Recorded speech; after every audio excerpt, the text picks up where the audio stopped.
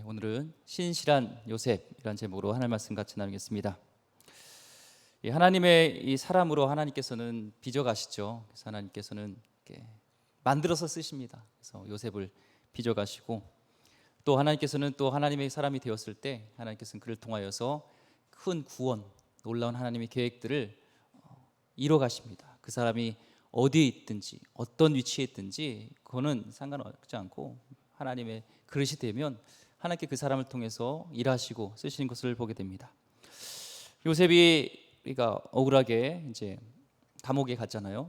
오늘은 이제 문제가 된 사람들이 나오는데요. 그 문제된 사람이 누구냐면 이제 왕의 술을 맡았던 술 맡은 관원장, 또 왕의 음식을 담당했던 떡 굽는 관원장입니다. 그러니까 나라의 관원, 녹을 먹는 자들이죠. 관원 중에 장, 최고의 위치고, 당시 이 관원장의 주된 역할들이 했던 것은 이제 왕의 근거리에서 이제 독사를 막는 거죠. 음식에 독을 탄 거를 막는 것, 술이라든지 또 음식에 독을 타는 걸 미리 사전에 예방하는 일들을 하는데, 정확하게 이들이 무슨 잘못을 저질렀는지 안 나와 있지만 이게 유추해 보건대 분명히 왕의 건강이 뭔가 문제가 생긴 거예요. 그러니까 음식에 통해서 뭔가 독살이 있었든지 큰 문제가 생겼습니다. 그 책임장이었던 이 두 관원을 이제는 그래서 노하여서 감옥에 넣는 것이었죠. 2절 말씀에 보니까 바로가 그 두 관원장, 곧 술 맡은 관원장과 떡 굽는 관원장에게 노하여, 바로가 화난 겁니다. 관원장이 잘못을 해서요. 문제는 정확하게 어떤 문제인지 모르지만 지금 이제 수사 중에 있는 겁니다. 문제가 누가 잘못했는지 수사 중에 있습니다. 근데 마침 왕이 이제 시위대장 집에 이제 감옥이 있는데 거기다 둘을 넣고, 마침 거기 누가 갇혀 있어요? 요셉이 갇혀 있죠. 그래서 지금 셋이 만나는 그런 상황 가운데 있습니다. 오늘 성경 말씀에 보면요, 우리는 1점 일획도 하나님 말씀 참 중요하잖아요. 그 후에라고 말씀하고 있습니다. 그 후에 애굽 왕의 술 맡은 자와 떡 굽는 자가 그들의 주인 애굽 왕에게 범죄한지라. 그 후에 어떤 일 후에일까요? 이 후에는요. 그 후에라는 것은 세상으로 볼 때는요, 세상에 볼 때는 별로 관심 끌 만한 일들은 아니에요. 왜냐면 요셉의 일이거든요. 생각해 보세요. 17살에 그것도 이방 나라에서 노예로 이집트에 팔려와서 보디발의 집에서 일하게 되어지고, 그가 하는 일마다 잘 하고 또 보디발의 눈에 들고, 그의 모든 성실함 속에서 야, 너가 하는 일은 다른 것 같아 하면서, 너는 하는 일이 다르고 일이 잘 되는구나 했을 때 하나님이 함께 하십니다. 그래, 그래서 너에게 모든 것을 맡길게 하면서 가정의 모든 일을 다 맡깁니다. 그런데 이 아내의 모함, 억울하죠. 감옥에 가게 되어지고, 근데 감옥에 왔는데도 거기서 간수장이 그를 잘 본 거예요. 그는 노예에 있을 때나 죄수에 있을 때나 신실하게 하나님과 함께 동행하며 형통함, 하나님을 인정하는 삶을 보니까 맡겨도 되는 것 같아요. 그래서 그에게 지금 맡기는 그런 과정, 그런 일들이 있은 후에 이제 애굽 왕의 술 맡은 자와 떡 굽는 자가 그들이 주인 애굽 왕에게 범죄한지라 이렇게 합니다. 어떻게 보면은 세상이 볼 때는 사소한 일이죠. 누가 이렇게 관심을 갖겠습니까? 주목을 끄는 일 절대 아닙니다. 노예가 그냥 감옥에 온 게 무슨 주목을 끄는 일이겠습니까? 그렇죠?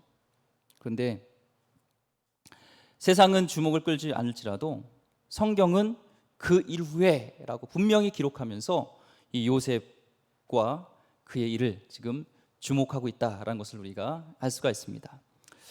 3절과 4절 말씀 보겠습니다. 그들을 친위 대장의 집 안에 있는 옥에 가두니 곧 요셉이 갇힌 곳이라. 친위 대장이 요셉에게 그들을 수종들게 하매 요셉이 그들을 섬겼더라. 그들이 갇힌 지 여러 날이라. 정확히 아까 얘기했지만 무슨 일인지 모르겠지만 당대에서는 큰 일이죠. 그렇잖아요. 이 국회 의원이라든지 우리 요즘도 지금 국무총리라든지 좀 고위 관직이 뭔가 감옥에 갔어요. 그리고 지금 뭔가 큰 일이 일어났습니다. 그러면서 친위대장에 지금 이게 왔죠. 이 당대의 큰 일입니다. 그렇죠? 이게 볼 때 세상이 볼 때는요. 이 둘 관원장이 지금 감옥에 간 것이요. 근데 요셉은 감옥에 있는 것은 별 볼 일 없는 일이에요. 세상이 볼 때. 지금 사소한 일 같지만 그 일과 이제 큰 당대의 큰 일이 이렇게 역사적으로 만나는 지금 일이 일어납니다. 어떻게 이런 일이 일어나겠습니까? 그렇죠? 만날 수 없는 일이잖아요.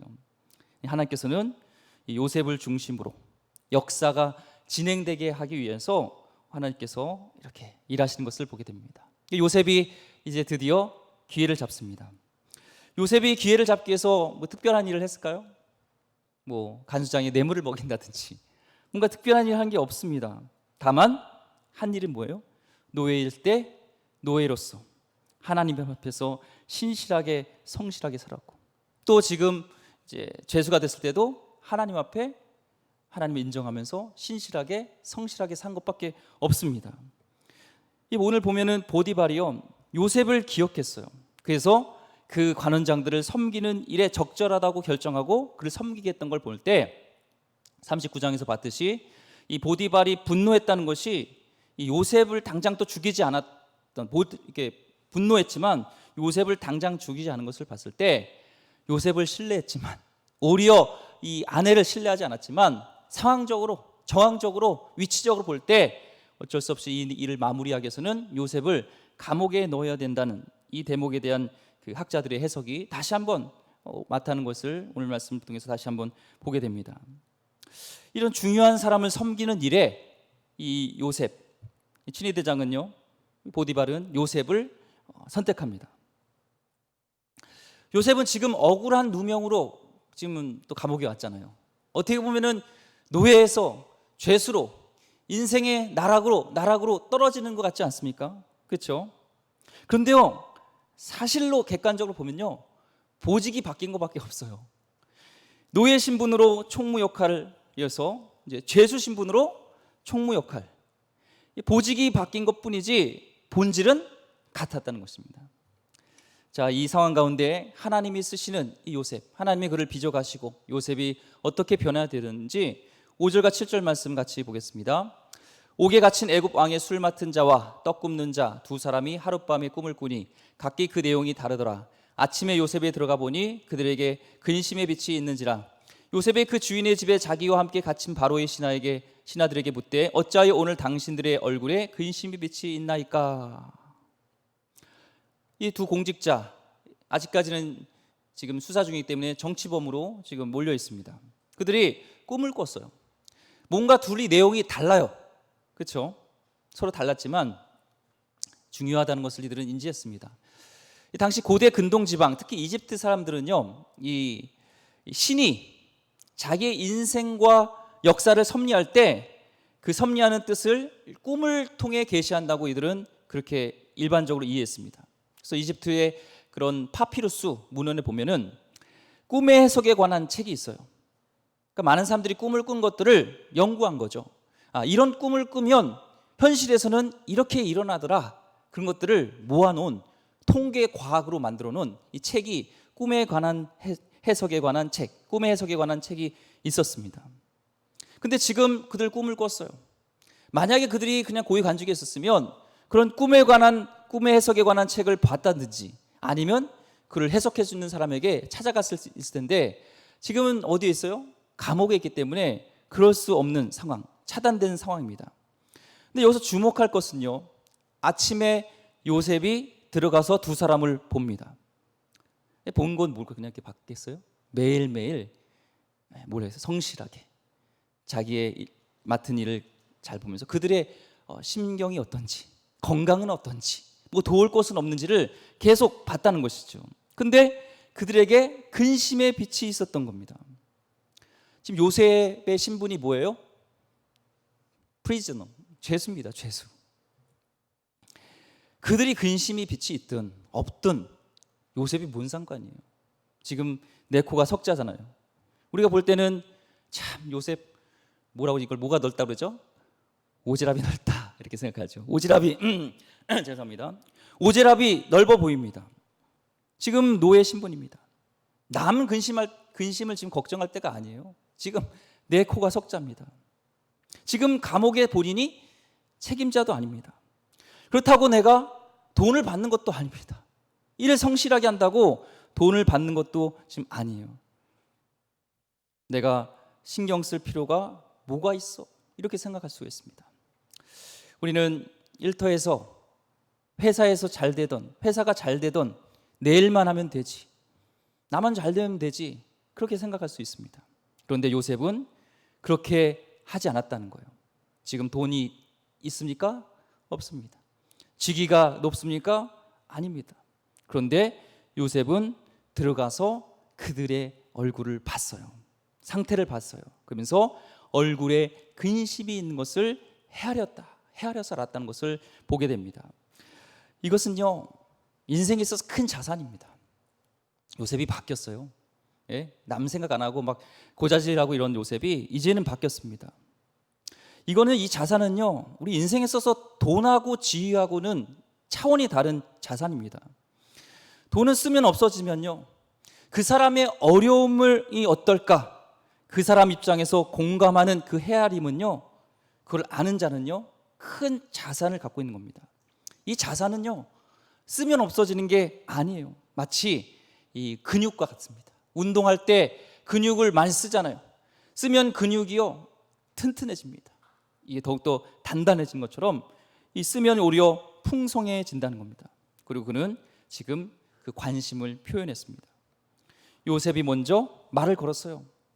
어찌하여 당신들의 얼굴이 근심이 있나이까? 결론적으로 우리는 알지만 이 요셉의 이 관심, 이 물어봄을 통해서요, 꿈을 해석하게 되어지고 그를 통해서 그가 이 총리의 길을 가는 놀라운 일들이 일어난다는 겁니다. 그러면서 얘기하죠. 우리가 사실 꿈을 꿨는데 물어볼 자가 없다라는 거죠. 책도 없고 누구한테 물어볼 것도 없죠. 지금 감옥에 있으니까요. 우리가 함께 사는 사람에게, 또 함께 일하는 직장에서의 누군가의 곁에 있는 자가 근심 속에 있을 때, 우리는 근심이 느껴졌을 때 무슨 힘든 일이 있어요? 물어볼 수 있는 헤아림이 있기를 바랍니다. 그게요, 정말 인생에서 부자입니다. 그것은 돈으로 살 수 없는 큰 자산을 지금 갖고 있는 겁니다. 이 자원은요, 쓰면 쓸수록 하나님께서 풍성하게 채워주시는 능력입니다. 그의 입장을 이해할 줄 알고 헤아릴 줄 아는 그 헤아림, 우리 특히 우리 예수 믿는 우리에게요, 정말 필요한 성품입니다. 그의 이 성품을 통해서요, 하나님은 일하시고 계시고 역사를 주관하고 계십니다. 하나님의 초점이 이 요셉에게 이렇게 있습니다. 8절부터 13절까지 보겠습니다. 그들이 그에게 이르되 우리가 꿈을 꿨으나 이를 해석할 자가 없도다. 요셉이 그들에게 이르되 해석은 하나님께 있지 아니하나이까? 청하건대 내게 이르소서. 술 맡은 관원장이 그의 꿈을 요셉에게 말하여 이르되 내가 꿈에 보니 내 앞에 포도나무가 있는데 그 나무에 세 가지가 있고 싹이 나서 꽃이 피고 포도송이가 익었고 내 손에 바로의 잔이 있기로 내가 포도를 따서 그 즙을 바로의 잔에 짜서 그 잔을 바로의 손에 들였노라. 요셉이 그에게 이르되 그 해석이 이러하니 세 가지는 사흘이라. 지금부터 사흘 안에 바로가 당신의 머리를 들고 당신의 전직을 회복시키리니 당신이 그 전에 술 맡은 자가 되었을 때에 하던 것 같이 바로의 잔을 그의 손에 드리게 되리이다. 자, 술 맡은 관원장이요, 요셉에게 자신이 꿈 얘기를 합니다. 그렇게 말을 걸어서 줘서요, 좀 이제 근심에 있던 얘기를 합니다. 포도나무가 있는데 그 나무가 이 세 가지가 있는 거예요. 거기서 싹이 나고 꽃이 피고 포도 열매가 맺혀서 그것을 따서 그 즙을 짜서 잔에 담아서 이 바로에게 드렸다는 거예요. 이때 요셉이요, 이 꿈을 듣기 전에 한 말이 중요합니다. 굉장히 중요합니다. 해석은 누구에 있다? 하나님께 있습니다. 청하건대 얘기하소서. 당시 꿈의 해석은요, 꿈의 책이 있었고요, 과학이었고요, 경험이 있었는데 지금 요셉은 이 꿈은 해석책도 아니고 과학도 아니고 경험으로 되는 것이 아니라 그 꿈을 통해 통치하시는 내가 믿는 하나님에게 있습니다. 이런 것을 고백하는 겁니다. 이 술 맡은 관원장은요, 어느 나라 사람이에요? 애굽 사람입니다. 그들은 요셉이 믿는 하나님을 인정을 안 할 수 있어요. 아마 인정 안 하겠죠. 그들이 믿는 신이 있고 바로라는 신이 있고요, 그들은 믿는 라라라는 여러 가지 그런 태양신부터 해가지고 갖가테 본인의 신이 있습니다. 노예의 나라의 신, 그들이 인정하겠습니까? 자기네 나라가 최고인데.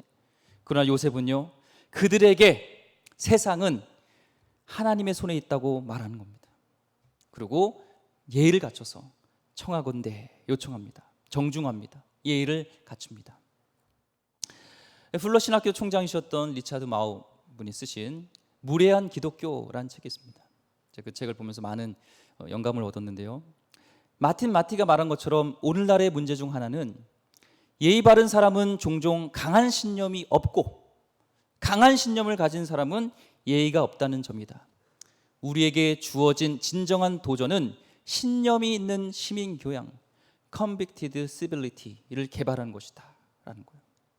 우리에게 강한 복음에 대한 신념, 하나님에 대한 믿음이 있지만 또 하나는 다른 사람에 대한 존중, 예의를 갖춰서 복음을 전할 때도 우리는 정중하게 다가가야 되는 거죠. 예전에 전철에서 탔는데 막 그런 이제 퇴근 시간이에요. 막 사람 좁은데도 막 예수천당 분식 좋으면서 막 지나가는 사람들이, 아니 이렇게 좀 붐빌 때는 좀 이렇게 안 했으면 좋겠어요. 그건 당신네들 문제죠. 책임 듣던 말던 나는 전했습니다. 막 이러면서 가는 거 보면서 확신과 이 교양은 중요하다는 겁니다. 누군가를 사랑하고 염려하는데 그만큼 무례하면 안 되는 것이죠. 지금 요셉은 확신, 이 꿈을 해석하는 분은 하나님에 대한 믿음, 고백이 있는 동시에요, 청하건대, 이 말은요, 당신 괜찮으면 저에게 신뢰가 안 된다면 꿈 얘기를 저에게 좀 해주세요. 내가 당신들의 그 문제를 저도 같이 해결해 주기를 원합니다라는 정말 예의를 갖추어서 얘기하는 것이죠. 그래서 꿈 얘기를 얘기해 주니 하나님이 지혜를 주셔서 이제 해석합니다. 당신이 사흘 안에 이제 복직될 것입니다. 결론은 그렇습니다. 이 해석을 듣고 있던 이 떡 맡은 관원장이요, 뭐라고 해요?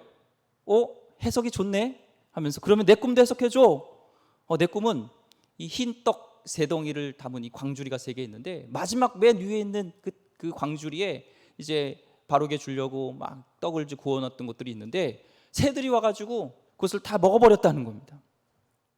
그 얘기하니까 요셉이 해석을 해주죠. 18절 19절로 해석을 대신하겠습니다.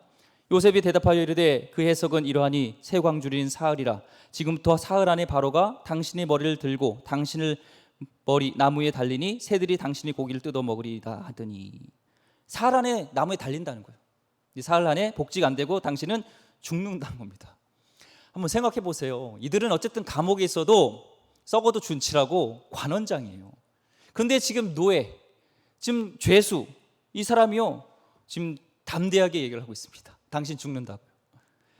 우리가 생각할 때는 뭐라고 생각하겠어요? 요셉 강단 있네. 우와, 이 성품이 굉장히 강단이 있다 이렇게 생각할 수 있지만 그게 아닙니다. 요셉은 하나님을 경외했어요.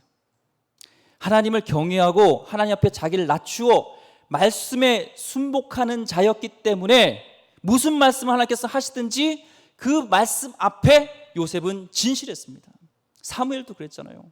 엘리 제사장에게 그 죽음에 대한 것들을 담대하게 얘기했습니다. 우리는 하나님을 언제나 인정하는 삶을 살았습니다. 이 요셉은요, 하나님을 인정하고 진실했기에 세상에서 어떤 권력과 어떤 힘에 있어서 두려워하지 않고 요셉은 당당했습니다. 우리는 하나님을 인정할 때, 하나님 말씀을 우리 인정할 때요, 듣는 사람이 두려운 말이든 아픈 말이든 하나님의 주신 말씀에 신실할 수 있다는 것입니다. 우리 하나님 앞에 겸손하고 하나님 말씀에 두려워할 때 우리는 세상을 두려워하지 않게 됩니다. 그리고 요셉이 이제 그 해석한 대로 다 이루어집니다. 요셉이 이 일을 겪는 과정 속에서 14절과 15절에 보니까 인간적인 모습을 보게 됩니다. 요셉이 그들이 부탁하죠. 술 맡은 가정에게 부탁하는데요, 한번 보겠습니다. 당신이 잘 되시거든 나를 생각하고 내게 은혜를 베풀어서 내 사정을 바로에게 하려 이 집에서 나를 건져 주소서. 나는 히브리 땅에서 끌려온 자요 여기서도 옥에 갇힌 일을 행하지 아니하였나이다. 믿는 거죠. 요셉은 분명히 당신이 꿈대로 하나님께 해석한 대로 이제 복직될 거라는 걸 얘기하면서 이제 나갑니다. 근데 뭐라고 하면 나는 히브리 땅에서 끌려온 자요. 나 히브리인이라는 거예요. 히브리인요. 지금 절대로 유리한 정보가 아닙니다. 히브리라는 것은요. 애굽 사람에게 이 히브리 요에 이 히브리 사람이 히브리 사람 죽던 억울하게 있던 무슨 상관이 있습니까? 근데 그는 지금 히브리인이라고 얘기합니다. 17세에 지금 이집트로 끌려왔고 이제 통리가 되기 지금 2년 전이니까 2년 후에 복직되잖아요. 지금 28세입니다. 집을 떠나온 지 11년입니다. 이쯤 되면 그는 정체성을 그냥 내려놓을 수도 있어요.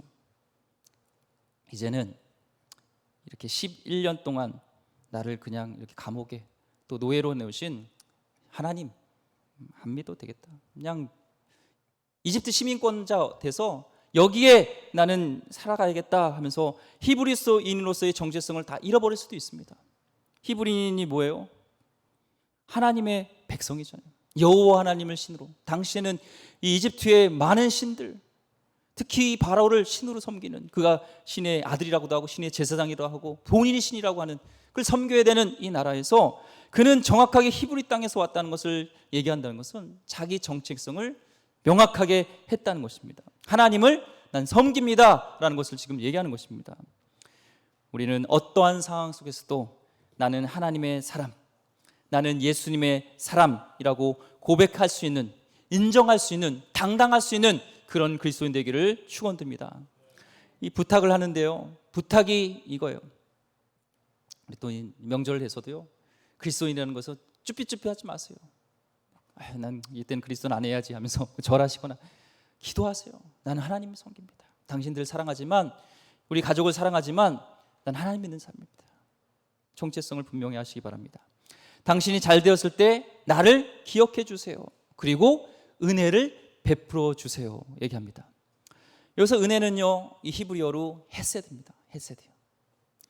헤세드를 베풀어 주세요. 이 헤세드가 은혜인데요, 이 헤세드는 어떤 사랑이냐면 언약에 근거한, 잊지 않는 사랑입니다. 하나님이 우리를 사랑하실 때 내가 너희를 헤세드로 사랑한다고 말씀하시는 것은 어떤 말하고 바뀌는 것이 아니라 약속에 근거한, 정확하게 근거한 그 조항에 따라서 내가 너를 사랑한다는 거예요. 변하지 않겠다는 거예요. 영원하다는 겁니다. 약속에 근거하여서 지금 지키다는 거예요. 책임을 갖는 이 사랑을 얘기하는 거예요. 나에게 은혜를 베풀어 주세요, 헤세드 해주세요 라는 것은 약속에 근거하여서 책임 있게 잊지 말아주세요 지금 얘기하는 것이죠. 책임을 지는 사랑을 얘기합니다. 그러면서 바로 앞에서 아래요, 바로 앞에서 다시 기억해 주세요. 그래서 생각하고 아래라는 단어가 다시 똑같은 단어예요. 아카르라는 단어서 생각해 주세요, 그러니까 기억해 주세요, 기억해 주세요. 당신이 복식됐을 때, 바로 앞에 섰을 때 변치 않는 은혜로, 사랑으로 나를 기억해 주세요, 기억해 주세요. 두 번이나 지금 얘기하는 겁니다. 그러나 그 요셉을 두 번이나 그는 잊어버립니다. 잊어버려요. 여러분, 요셉이 어땠을까요? 지금 감옥에서 정말 나오고 싶은 마음이 간절했던 것을 보게 됩니다. 그렇죠? 간절했죠. 우리가 볼 때는 요셉이 뭐 이렇게 이렇게 총무로 있으니까 편하겠다. 아닙니다. 간절했습니다. 이 말씀을 통해서 우리는요, 하나님을 전적으로 신뢰하지만 우리가 살면서 누군가에게 부탁할 수 있구나라는 것을 깨닫습니다. 이 말씀을 우리가 묵상하면서요, 인간에게 부탁하면 안 된다는 것을 가르쳐 주는 게 아니라 부탁할 수밖에 없는 이 세상살이에 대한 인정해 주는 것을 우리는 보게 됩니다. 요새 너 그렇게 하면 안 됐어, 왜 사람에게 부탁해? 이게 아니라 절박할 때 누군가에게 부탁할 수 있음을 우리는 말씀을 통해서 또한 알 수가 있습니다. 그렇게 부탁했지만 이 술 맡은 관원장은요, 안타깝게요 그를 잊어버립니다. 그런데 하나님은 잊지 않고 계십니다. 하나님의 헤세드는요 변함이 없습니다. 인간은 잊어버리고 배신하고 그럴지 모르지만 하나님의 사랑은요, 하나님의 헤세드는요, 하나님의 은혜는요 변함이 없었습니다. 41장 9절에 보면 이렇게 고백하잖아요.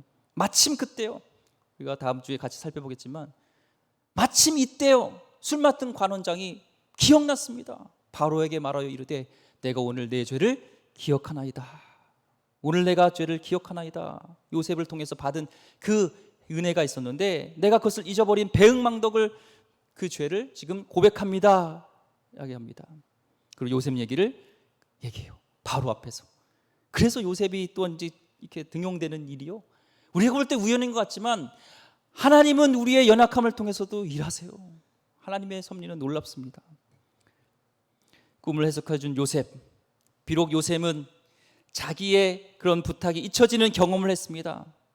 억울한 죄수로 있으면서도요, 자신의 부탁이 잊어먹는 그 상황에도 여전히 하나님의 헤세드는 그를 감싸고 있었고 함께 있는 것을 보게 됩니다. 이게 진정한 형통이에요. 사람을 통해서 일어간 것이 아니라 어떠한 속에서도 하나님이 함께 하시면요, 실패 같은 것 같지만 역전이 됩니다. 억울해하지 마세요. 사람에게 여러분 배신당해도요, 억울하지 마세요. 하나님이 함께 하시는 것, 그것이 형통이고 그것이 하나님의 우리의 헤세드의 은혜입니다. 부탁을 했을 때 우리가 진짜 절박해서 부탁했음에도 부탁해 준 사람이 그래 해줄게 하면서도 약속대로 되지 않을 때, 우리는 사람을 통해 기회가 쓰러지는 것 같을 때 오히려 하나님의 언약적인 사랑이 드러나는 기회가 된다는 것을 잊지 마시기 바랍니다. 오늘 성경 말씀을 같이 보았습니다. 자, 이 지금 요셉은요, 그렇게 도움을 줬음에도 불구하고 잊혀지는 상황 가운데 있습니다. 그리고 2년 동안 더 죄수의 삶으로 그는 살아갑니다. 근데 우리는 말씀을 통해서 우리는 알죠. 이 요셉이 2년 후에 뭐가 돼요? 이제 이집트의 당시 최강대국인 이집트의 이 총리가 됩니다. 한번 우리 성도님께 물어보고 싶습니다. 요셉 같은 삶이 나에게 주어졌을 때 선택을 한다면 죄수와 노예의 신분으로 이를 선택하고 싶으세요? 아니면 총리 되는 것을 선택하고 싶으세요? 말 안 해도 알겠죠. 우리는 이 요셉 이야기를 보면서 이 총리의 삶을 살아내는 것이 요셉의 클라이맥스라고 생각합니다. 그리고 감옥과 또 이런 노예로 있었던 그 삶은 그냥 유보된 삶, 클라이맥스를 향한 유보된 삶으로 그냥 우리는 이렇게 얼버무릴 수 있습니다. 그러나요, 총리가 될 때까지 요셉의 삶은 기다리는 삶이야 이 생각한 것이 아닙니다. 여러분에게 누군가가 당신은 먼 훗날 약속이 이루어질 것인데 지금은 그것을 기다리는 삶이야, 지금은 약속이 유보된 삶이야 라고 말할 수 있습니다. 그런데 오늘 말씀을 비추어 생각하면 그 말은 아닙니다. 총리가 되는 과정에서요, 요셉이 바로 앞에서 나왔을 때도 당당하게 뭐라고 했어요? 꿈을 해석하는 것은 내가 아니라 여호와 하나님입니다. 말씀하옵소서 하나님이 해석하리이다 말합니다. 또한 바로 앞에 섰을 때도요, 꿈을 해석할 때 똑같았습니다. 그는 죄수로 있을 때나 술 맡은 떡 맡은 관원장에 대해 이렇게 할 때나 바로 앞에 설 때나 똑같았습니다. 가정 총무로, 죄수 총무로, 또한 바로 앞에 그는 언제나 삶의 태도는요 다르지 않았던 것을 우리는 보게 됩니다. 그런데 우리는 어떻게 삶을 보느냐면요, 총리가 된 삶은 영광스럽고 거기서 최선을 다하고 신실해야 되지만 죄수 있을 때, 노예가 되었을 때는 뭐 그렇게 할 필요가 있어? 라고 생각합니다. 내가 총리가 되면 그때 잘해야지. 성경이 가르쳐주고 있는 요셉처럼 살라는 이 말씀은요, 다른 사람이 그렇게 살지 않을 때, 노예로 있을 때, 죄수로 있을 때조차도 그는 이미 총리 되었을 때의 삶을 살고 있었음을 우리에게 가르쳐주고 있습니다. 그리고 그때 총리처럼 살라는 거예요. 세상은 그렇게 하면 똑같이, 그렇게 세상 사람은 그런데 그거 뭐 중요하게 여길 수 있어, 그렇게 얘기할 수 있습니다. 오늘 우리는 어떻게 살고 있습니까? 제가 옛날에 어떤 분이요, 기도하면서 이렇게 기도 응답 받으신 분이래요. 참 감사하죠. 목사님, 큰 목회하는 귀한 종이 될 거예요 말씀하셨어요. 그래서 감사하죠. 그렇죠. 근데 당신은 큰 목회를 하는 귀한 종이 될 거라는 헤아림에는요, 작은 목회는 덜 귀한 종이라는 뜻이 또한 담겨져 있음을 보게 됩니다. 그렇게 생각할 수가 있죠. 나도 당신처럼 그런 지위가 있고 당신처럼 그런 위치가 된다면 그렇게 할 수 있어. 그러나 지금 나는 타이틀도 없고 지위도 없고 뭐 난 사례비도 받지 않고 일하는 사람인데 뭐 세상에서 하는 것처럼 뭐 그렇게 열심히 교회를 할 필요가 있어? 얘기할 수 있습니다. 예수님께서는요, 마지막 최후 심판에 관해서 말씀하실 때 마태복음 25장에 이렇게 말씀하셨어요. 달란트 비유를 말씀하셨어요. 5달란트, 2달란트, 1달란트는 그냥 묻어놨잖아요. 근데 똑같이 하나님은 마태복음 25장 23절에 보면 5달란트 받은 자가 그걸 통해서 5달란트를 남겼을 때도 똑같이 착하고 충성된 종아, 내가 적은 일에 충성하였음에 내가 많은 것을 내게 맡기리니 내 주인의 즐거움에 참여할지라 하고, 2달란트 가져가도 2달란트 남긴 자에게도 똑같이 말했어요. 토시 하나 안 틀려요. 착하고 잘하였도다. 착하고 충성된 종아, 내가 적은 일에 충성하였음에 내가 많은 것을 내게 맡기리니 내 주인의 즐거움에 참여할지어다 하고 똑같이 말씀하십니다. 우리가 볼 때는 작은 일 같지만 하나님의 기준을 볼 때는요, 작은 일, 큰 일이 없습니다. 어디서든지 하나님을 인정하고 그것이 하나님께 나에게 주신 이 자리라고 생각하면서 그 맡은 일에 최선을 다하는 것이 우리는 하나님의 일인 줄 믿습니다. 그것이 신실한 자의 모습인 줄 믿습니다. 우리는 정체성을요, 하나님께서는 요한계시록에 이렇게 말씀하고 있어요. 5장 9절 10절 말씀이에요. 그들이 새 노래를 불러 이르되 두루마리를 가지시고 그 인복을 떼기에 합당하시도다. 일찍이 죽임을 당하사 각 족속과 방언과 백성과 나라 가운데서 사람들을 피로 사서 하나님께 드리시고 그들로 우리 하나님 앞에서 나라와 제사장을 삼으셨으니 그들이 땅에서 왕노릇하리로다 하더라. 아멘. 우리 정체성이요, 예수님께서 그 핏값으로 우리를 사셔서 하나님께 드리셨는데 하나님이 우리를 존귀케 하셔서 이 땅을 다스리는 왕의 제사장으로, 왕 같은 제사장으로 우리를 삼으셨다는 것입니다. 우리의 정체성이에요. 하나님 나라가 우리를 통해서 이루어지는 것이에요. 여러분, 작은 일이라고, 여러분 곳이 비참한 일이라고 그럴 필요 없습니다.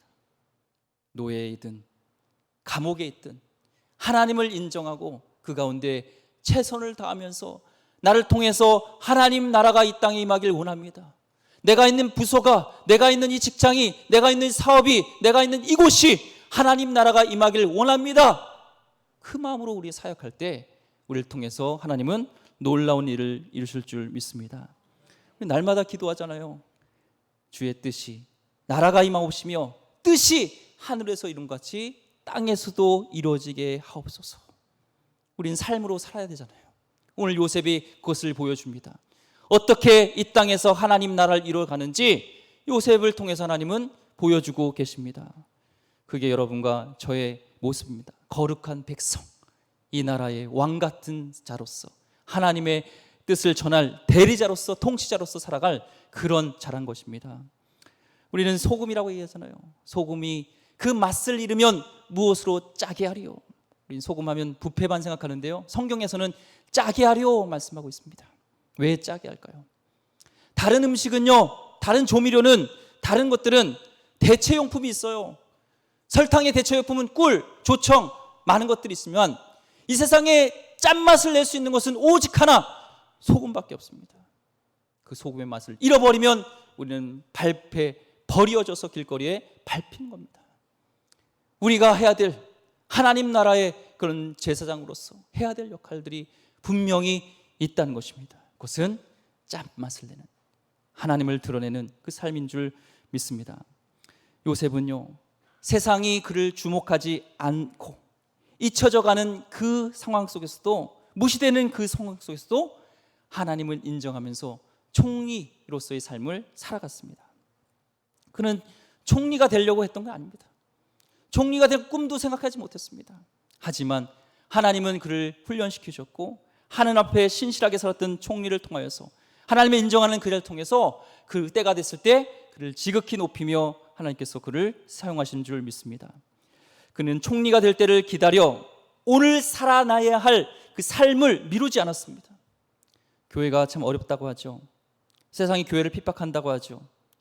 이 힘든 이 상황 속에서도 요셉과 같이 우리 교회가 해야 될 일이 분명히 있다고 저는 믿습니다. 하나님은 지극히 평범한 모습을 통해서 세상을 통치하시는 하나님 나라를 이루어 가신다는 것, 요셉처럼 사십시오. 요셉 누구처럼 살라는 건 저는 좀 말하는 게 좀 잘 안 하는데, 우린 닮아 부분이 예수님이지만 요셉을 볼 때 예수님처럼 살아가는 모습이 있잖아요. 신실했던 모습. 어떤 형편에 있든지 어딜 가든지 하나님의 존귀한 자녀로 그 정체성 잃어보지 마세요. 싸구려 삼류 변두리 인생으로 전략하지 마세요. 우리는 상황 속에서 감옥에 있을지라도 하나님을 인정하는 사는 하나님의 거룩한 백성인 것을 잊지 마시기 바랍니다. 하나님은 창조시대 이래로요, 영웅적 일문이나 국가 권력이 세상을 구원하는 것이 아니라 언제나 어디서나 하나님을 인정하고 신뢰하는 그 믿음의 한 사람을 통하여서 세상을 구원하는 일을 하셨습니다. 오늘도 하나님이 그 한 사람을 찾고 계십니다. 우리 오늘 이 가운데 계신 우리 성도님들이 그런 하나님의 사람 되기를, 그 신실한 주의 종 되기를 주의 이름으로 간절히 축원드립니다. 기도하겠습니다. 하나님, 우리 신실한 사람 요셉, 우리의 모습이 그러기를 원합니다. 어느 곳에 있든지 어떤 위치에 있든지 하나님 앞에 신실한 사람으로서 살아가게 하여 주옵소서. 우리를 통하여서 하나님 나라가 임하게 하여 주셨고 하나님 나라가 확장되어지는 하나님의 그런 축복의 통로들이 다 되게 하여 주시옵소서. 구원의 역사를 이뤄가는 하나님의 그런 통로들이 되게 하여 주시옵소서. 귀하신 예수 그리스도 이름으로 기도드립니다. 아멘.